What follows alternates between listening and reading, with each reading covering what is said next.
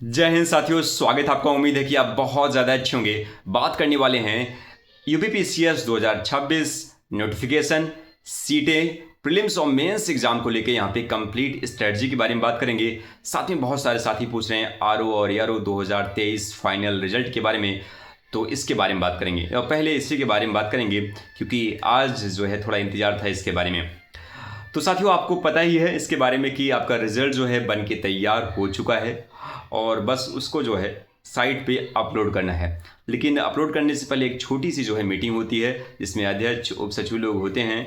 और मीटिंग इसलिए होती है क्योंकि रिजल्ट संबंधित कुछ जो टेक्निकल चीज़ें होती है कि कोई कोर्ट केसेस है और सच चीज़ें हैं जिससे कि कोई गलतियां ना हो, तो वही सब चीज़ें हैं साथियों।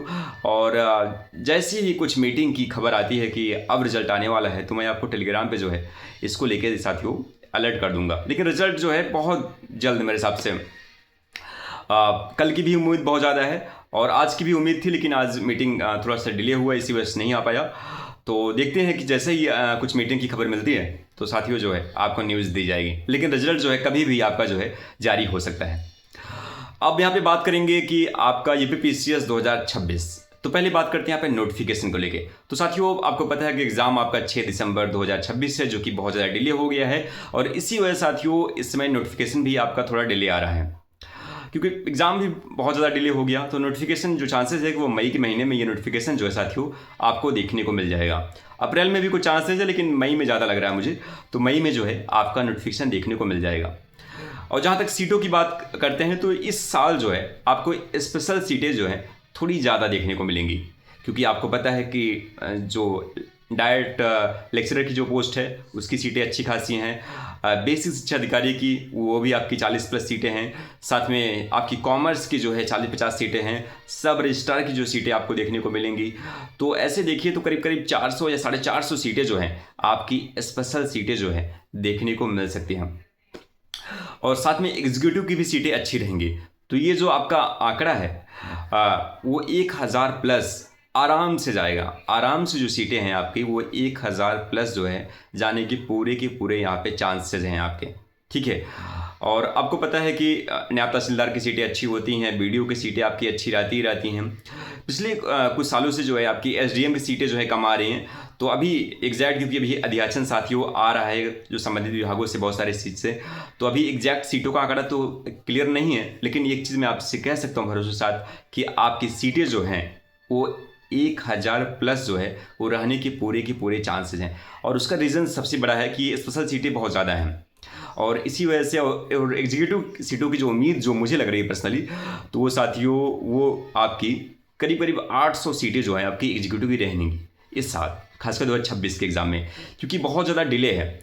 6 दिसंबर तक है प्रीलिम्स के रिजल्ट तक आते आते सीटें जो है एडिट होती जाती हैं और अधियाचन आते रहते हैं। और इलेक्शन ईयर है 2027 में, तो एग्जीक्यूटिव की सीटें अच्छी खासी जो है देखने को मिल सकती हैं। तो अच्छे से जो है आपको तैयारी करना है। और यहाँ पे बात करेंगे कि प्रीलिम्स और मेंस एग्ज़ाम को लेके आपकी स्ट्रेटजी क्या होनी चाहिए। देखिए 6 दिसंबर को आपका प्रीलिम्स एग्ज़ाम लगा हुआ है और लेकिन अभी आपने 2025 मेंस का पेपर आपने देखा होगा। मेंस पेपर थोड़ा सा पैटर्न जो है चेंज हो रहा है, यूपीएससी के पैटर्न पे जा रहा है। काफ़ी एनालिटिकल क्वेश्चन पूछ रहे हैं, कुछ क्वेश्चन पेपर लेंदी आ रहा है। तो ऐसे में साथियों मेंस का जो है इंपॉर्टेंस जो है बहुत ज़्यादा है। आपको पता है कि 1500 मार्क्स का है और मेंस ही तो फाइनल आपको जो है सिलेक्ट कराती है। तो इसकी तैयारी आप सबसे पहले करिए प्रीलिम्स से पहले, क्योंकि प्रीलिम्स अभी काफ़ी लेट है। तो मेंस की तैयारी जो है आपको अच्छे से करना है और आंसर राइटिंग पे जो है आपको लग जाना है। सबसे इंपॉर्टेंट जो है आप मेंस दीजिए, क्योंकि जब आप मेंस की तैयारी करते हैं तो 50-60% 50-70% जो है आपका प्रीलिम्स ऑलरेडी जो है वो तैयार हो जाता है। बस फैक्ट की कुछ चीज़ें होती हैं उसको आप रिविज़न कर लेते हैं प्रीलिम्स से जस्ट 2 महीना 3 महीना पहले, तो फिर चीज़ें आपका जो है स्ट्रॉन्ग आ जाएगा। तो आपको करना क्या है, तो आप यहाँ पे 100 दिन का जो है एक टारगेट बनाइए कि 100 दिन के अंदर जो है आप अपना मेंस का जो सिलेबस है खासकर जुलाई तक का आप टारगेट बनाइए कि अप्रैल मई जून जुलाई तक जो है आप मेंस के सिलेबस को 1 या 2 बार जो है एक अपने अच्छे से जो है आप इसको रिवीजन कर लीजिए। जब आप जुलाई तक मेंस के सिलेबस को अच्छे से जो है 1-2 बार रिवीजन कर लेंगे तो आप एक ऐसी कंडीशन की स्थिति में आ जाएंगे कि आप मेंस के आंसर राइटिंग जो है वो शुरू कर सकते हैं। क्योंकि ऐसे आप मेंस की स्टडी शुरू करेंगे तो आप अच्छा नहीं लिख पाएंगे आंसर, फिर कॉन्फिडेंस लो होने लगेगा, बड़ी समस्या हो जाएगी आपके लिए। तो जुलाई तक जो है आप थोड़ा सा अच्छे से जो है सिलेबस जो है मेंस का जो है रिवाइज करिए अच्छे से, और एक दो बार अगर आप उसको अच्छे से रिवाइज कर लेंगे और इसके बाद आंसर राइटिंग करेंगे तो कॉन्फिडेंस आपका आ जाएगा। और जब आप आंसर राइटिंग करेंगे तो आप PCS 2026 को लेके एकदम कॉन्फिडेंट रहेंगे। और सितंबर, अक्टूबर, नवंबर के महीने में जब आप प्रीलिम्स को लेके जो फैक्ट की चीज़ें हैं उसको रिवाइज कर लेंगे तो साथियों आपकी कंप्लीट जो है तैयारी हो जाएगी। और प्रीलिम्स के बाद भी जब आपका प्रीलिम्स का रिजल्ट आएगा उसके बाद जो है आप मेंस एग्जाम के लिए इतना कॉन्फिडेंट रहेंगे क्योंकि आपने मेंस के सिलेबस को तैयार कर लिया है, आंसर राइटिंग भी कर लिया है, और जब रिजल्ट आएगा तो आप आंसर राइटिंग ऑलरेडी जो है करते रहेंगे और इससे जो है आप एडवांटेज में रहेंगे। और गलतियां यही होती साथियों, जो मुझे अपना एक्सपीरियंस से जो लग रहा है कि जब आप होता क्या है कि जब आप प्रीलिम्स की तैयारी केवल करते हैं और फिर जब प्रीलिम्स का रिजल्ट आता है तो उसका वेट करते हैं और वेट करते हैं, तो इसके बाद फाइनल जो है आपके पास 60 दिन का टाइम मिलता है, तो उस समय आपका सिलेबस मेंस का तैयार नहीं रहता, आपकी मेंस की आंसर राइटिंग अच्छी नहीं रहती, तो फिर आप मेंस देते भी हैं तो मार्क्स आपकी उतनी अच्छे नहीं आ पाते। तो इसका सबसे अच्छा तरीका है कि जो आपके पास समय बचा हुआ है इस समय साथियों मेंस का सिलेबस जो है ख़त्म करिए, आंसर राइटिंग में लग जाइए, जिससे कि 2026 का जो आपका साल हो वो भले ही आपका एग्ज़ाम जो है डिले हो रहा है लेकिन ये साल जो है आपका जो है निर्णायक साल हो जाए और फाइनल जो है आपका सिलेक्शन भी हो जाए।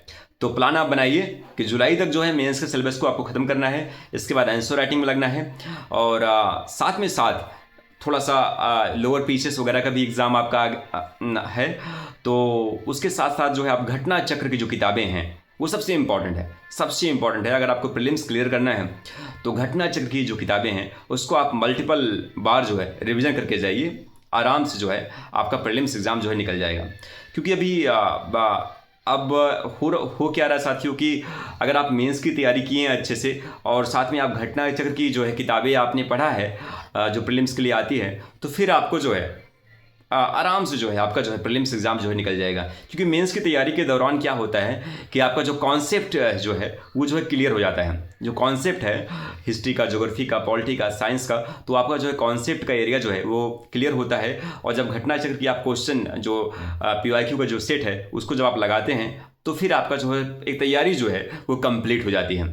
तो इसको ज़रूर आप ध्यान में रखिएगा कि घटना चक्र का जो प्रोलोकन है साइड में उसको भी जो है थोड़ा समय दीजिएगा, जिससे कि आप लोअर पीसेस के एग्जाम अगर आपका टारगेट वो भी है तो उसको भी जो है आप दे सकें, क्योंकि अक्टूबर में उसको भी एग्जाम पढ़ने के चांसेस हैं।